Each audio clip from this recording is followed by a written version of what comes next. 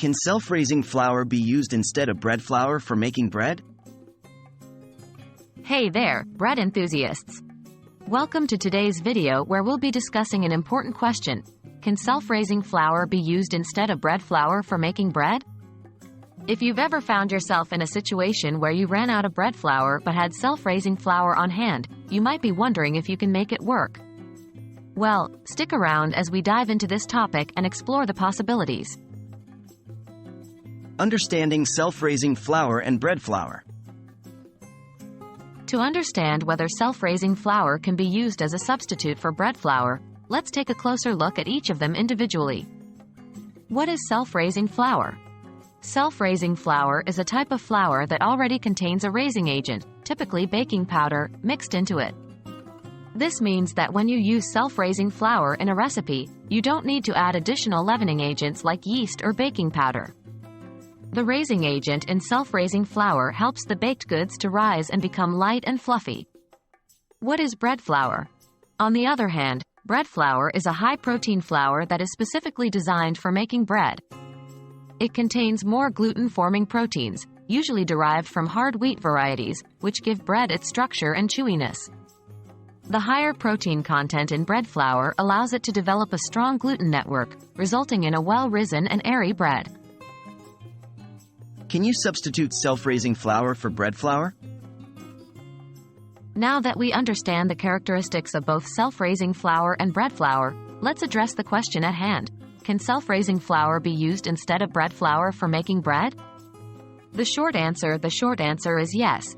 You can use self-raising flour as a substitute for bread flour in certain situations. However, it's important to keep in mind a few key considerations. Consideration 1. Rising agents. Since self-raising flour already contains a raising agent, using it in place of bread flour means you won't need to add extra yeast or baking powder to the recipe.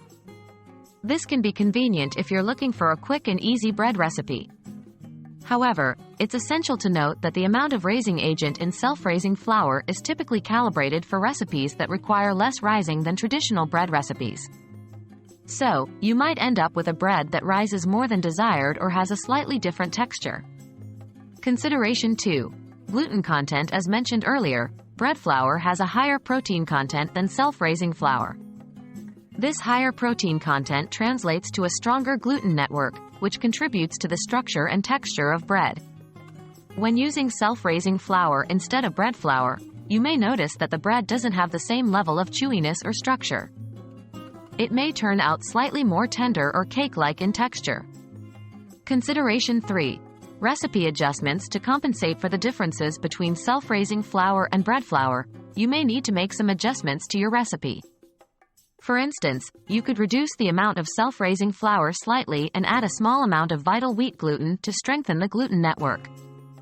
Additionally, you might need to adjust other ingredients or techniques to achieve the desired texture and rise in your bread. In conclusion, while it is possible to use self-raising flour instead of bread flour for making bread, it's important to consider the implications. The presence of a raising agent and lower protein content in self-raising flour may affect the rise, texture, and structure of the bread. If you're in a pinch and don't have